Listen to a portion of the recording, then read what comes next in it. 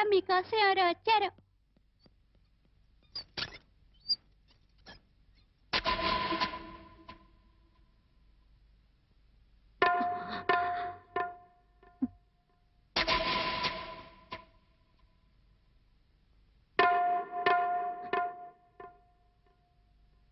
ఎవరమ్మా నువ్వు?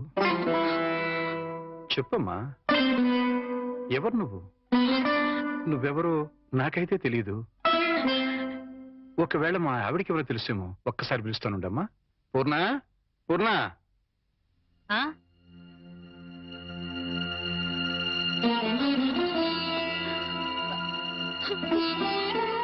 ఎవరమ్మా నువ్వు అంటే సమాధానం చెప్పడం లేదు.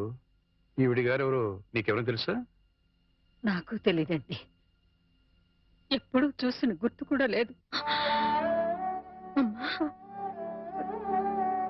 నన్నలా పిలవకమ్మా.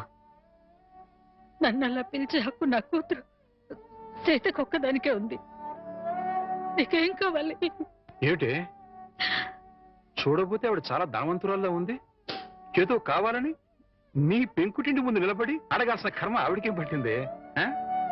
చూడు, ఆవిడ కట్టుకున్న చీర చూడు.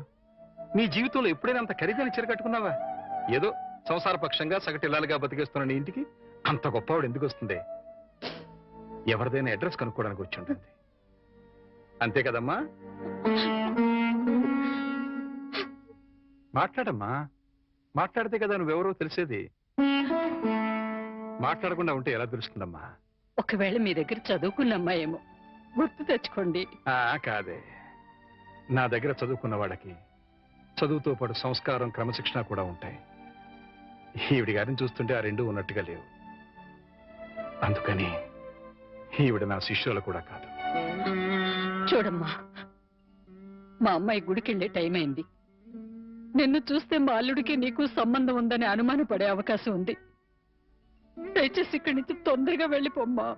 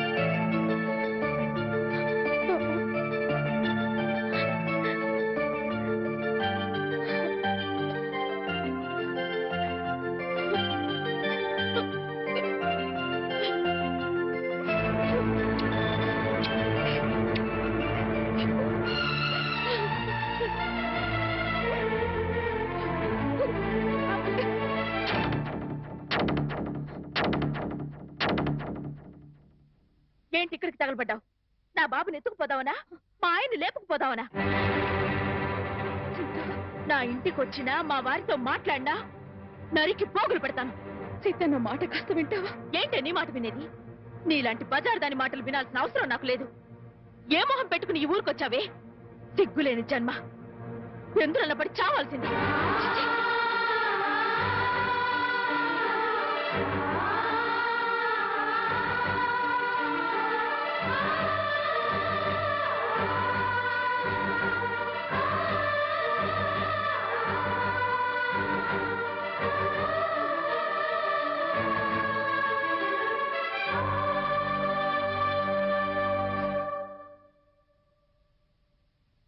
వాణి, వాణి, నువ్వు మా ఇంట్లో ఉన్నావని తెలిసి మీ అమ్మ నాన్న వచ్చారు. లోపలికి రమ్మని ఎంత పిలిచినా రావట్లేదు. నీతో మాట్లాడి వెళ్తామని బయటే నుంచున్నారు. నువ్వు వెళ్ళి మాట్లాడిరా.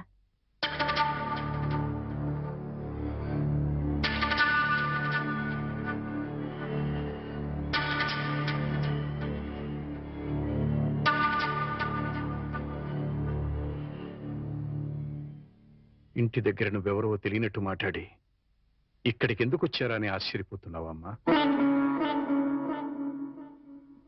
అక్కడ నువ్వు ఎక్కువసేపు ఉంటే అల్లుడు నిన్ను చూస్తాడని పంపించేశావు.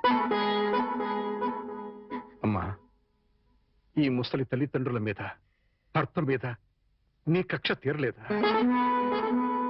పరువు, మర్యాద, గౌరవం, మనశ్శాంతి అన్నీ పోగొట్టావు. ఇంకా ఏం పోగొడదామని ఇక్కడికి వచ్చావమ్మా? నువ్వు పోగొట్టాలన్నా మా దగ్గర ఇంకేం లేదు. ఆ నాన్నని వాడు ఒకడున్నాడు, వాడు నీకు జన్మనిచ్చాడు, పెంచి పెద్ద చేశాడు అనే విశ్వాసం నీలో ఏమాత్రం ఉన్నా సాయంకాలానికల్లా ఈ ఊరుదులు పెట్టి వెళ్ళిపో. లేదు, నేను వెళ్ళనంటావా? చెప్పు, మేమే ఈ ఊరుదులు పెట్టి వెళ్ళిపోతాం. అమ్మా, నీకు 2 చేతులు ఎత్తి దండం పెడతాను. నా కూతురి జీవితంలో నిప్పులు పోయొద్దు, నా అల్లుడి బ్రతుకు నరకం చేయొద్దు. వెళ్ళిపోమ్మా, ఈ ఊరుదులు పెట్టి వెళ్ళిపోమ్మా. వెళ్ళిపో తల్లి.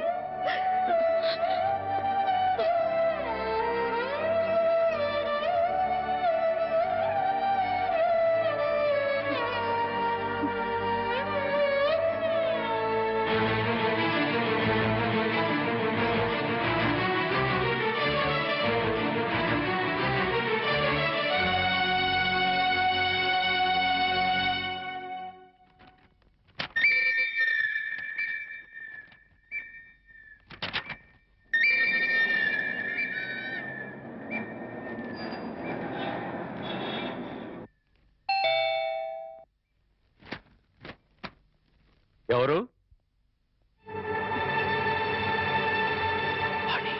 ఏంటి, బాణి వచ్చిందా?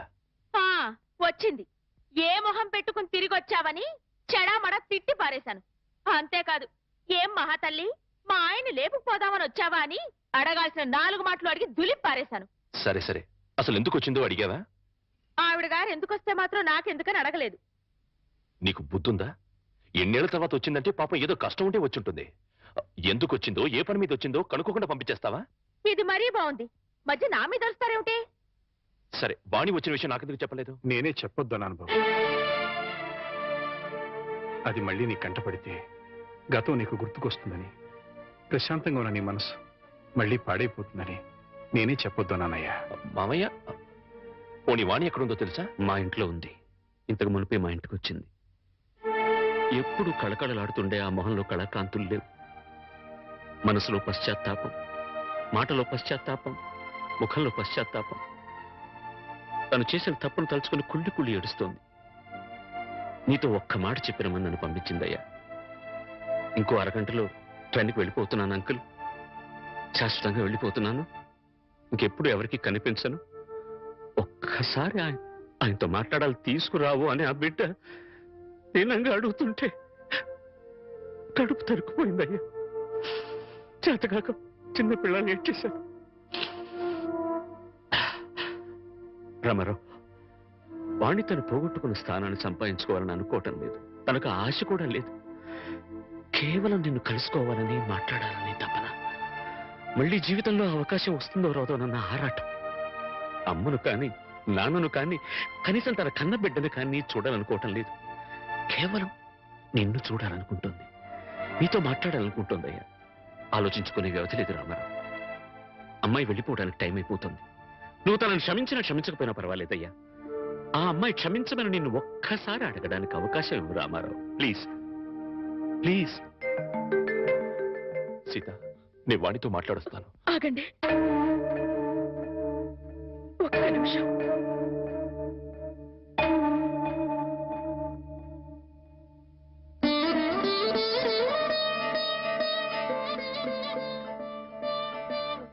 ఆడవాళ్ళు ఎవరొచ్చినా పసుపు కుంకుమ పెట్టి పంపడం ఈ ఇంటి ఆనవాయితీ. ఆవిడ మీకు చేసిన ద్రోహం గుర్తొచ్చి కడుపు మండి తిట్టొచ్చాను. ఈ చీర పెట్టి వేడుకోలు చెప్పిరండి.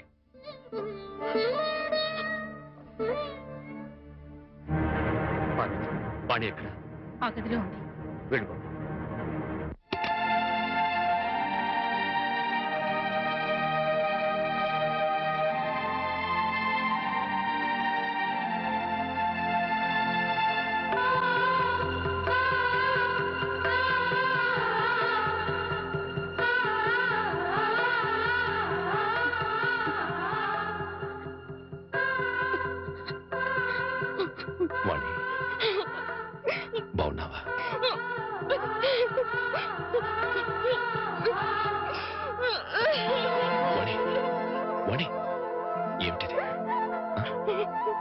ఇలా కూర్చో.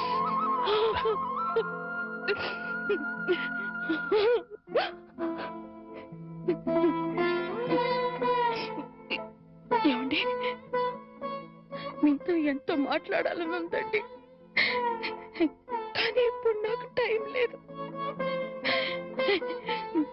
నేను చెడిపోలేదండి, ఒట్టండి. ఎవరు నమ్మినా నమ్మకపోయినా నాకు అనవసరం. మీరు ఒక్కరు నమ్మితే నాకు అదే చాలండి. నమ్ముతున్నారు కదా? నమ్మకపోతే నిన్ను చూడటానికి వచ్చేవాడిని కాదు. చాలండి, ఇప్పుడు నాకెంతో తృప్తిగా ఉంది. ఏమండి, ఎవరూ లేని ఒంటరి దాన్ని అయిపోయానండి. వెళ్ళే ముందు ఒక్కసారి మీ ఒళ్ళో పడుకొని నాకు మీరున్నారనే తృప్తితో వెళ్ళిపోతానండి. ఒప్పుకుంటారు కదా?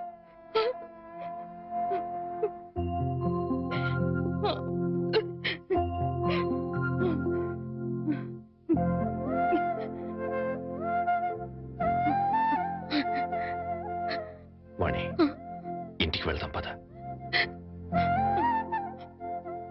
అందరూ లేచిపోయిందని నిందలు వేసిన అవేమీ పట్టించుకోకుండా మళ్ళీ నన్ను మీ జీవితంలోకి ఆహ్వానించే పెద్ద మనసు మీకున్నా వచ్చే అర్హత నాకు లేదండి. కార్లు, బంగ్లాలు, నగలు, కోట్లు కావాలన్న పిచ్చిలో వాటన్నిటినీ మించిన మిమ్మల్ని వదిలి వెళ్ళిపోయానండి. నా జీవితాన్ని నేనే నాశనం చేసుకుంటాను.